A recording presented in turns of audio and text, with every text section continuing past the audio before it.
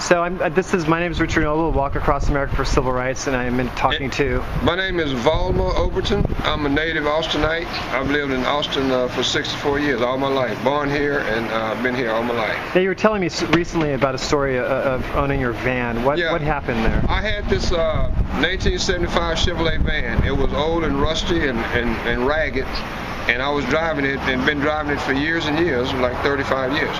I was stopped in that van on an average of twice a month by Austin APD. They check me out. Everything's legal. I have everything. But I'd be profiled in that van quite often.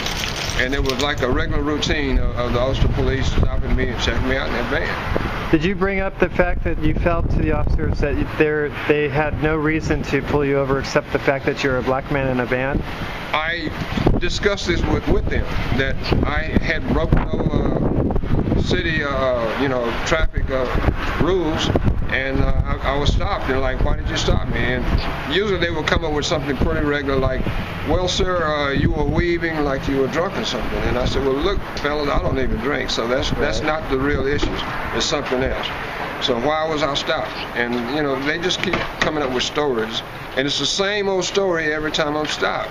Because I'm not breaking any violation, but once they get on my rear end and follow me, and usually they follow me for about a mile and a half, and finally, after I hadn't broken any traffic rules, they finally put the lights on. So in 2014, we're coming up on the 50th anniversary of the Civil Rights Act in 1964. What do you think about the current state of affairs in civil rights in America? I think civil rights in America today are pretty bad. It's a pretty bad state because it's more sophisticated, and a lot of the issues are pretty deep.